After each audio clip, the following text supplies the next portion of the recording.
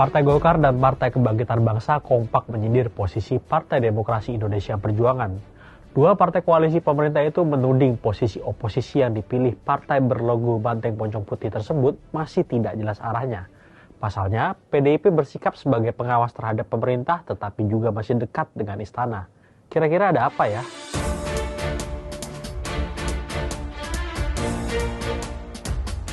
Tudingan terhadap sikap politik PDIP itu muncul setelah politisi PDIP Andi Wijayanto ada di antara mahasiswa yang berdemonstrasi mengkritik pemerintahan pada pertengahan Juni 2026 di sekitar Jalan Sudirman, Jakarta. Kehadirannya lantas ditafsirkan bahwa Andi dan PDIP ikut menggerakkan demonstrasi tersebut. Hampir seminggu setelah unjuk rasa itu, Wakil Ketua Umum PKB Jazilul Fawait pun buka suara. Ia meminta agar PDIP kembali menegaskan posisi politiknya. Selama ini kan kita ataupun yang ada di barisan pemerintah ini kan menghormati semua pendapat dari yang lain. Tapi kalau ada kesan mengganggu itu tidak baik karena selama ini memang ada kesan gitu di sana dan di sini belum tegas posisinya. Selang sehari tudingan dari PKB itu mencuat, Partai Golkar pun ikut buka suara. Dengan nada yang sama, Sekretaris Jenderal Partai Golkar M. Sarmuji juga mempertanyakan sikap politik yang diambil oleh PDIP. Menurut Sarmuji, wujud dari peran penyeimbang itu masih harus diperjelas lagi oleh PDIP.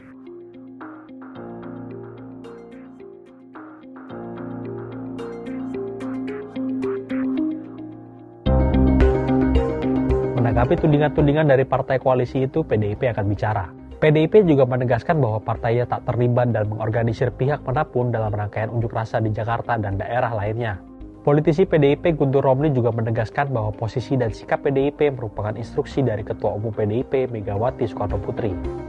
Baiknya Mas Jazilul Fawait mengurus partainya sendiri daripada ngurus partai orang lain.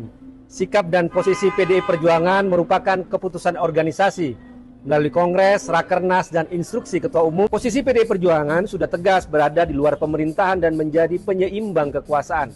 Kenapa perlu menjadi penyeimbang? Karena mayoritas DPR sudah dikuasai oleh partai-partai yang masuk dalam pemerintahan.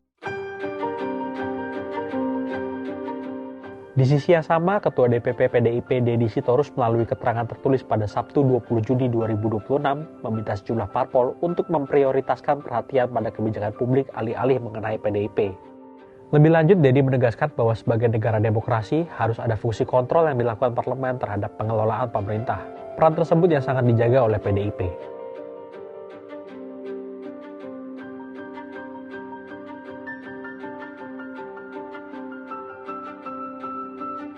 Ini bukan pertama kalinya PDIP berada sebagai oposisi pemerintahan. Di era kepemimpinan Presiden ke-6 RI Susilo Bambang Yudhoyono, PDIP juga berada di luar pemerintahan selama 2 periode.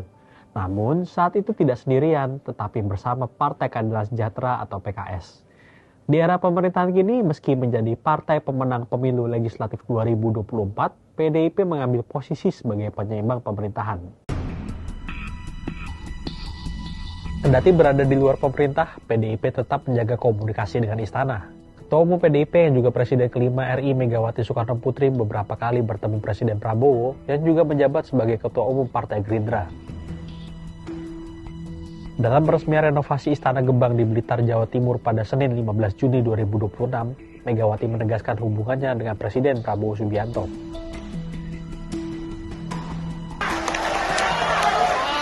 Saya bukan provokator, tidak. Pak Prabowo sama saya bersahabat. Tapi kan harusnya dipisahkan.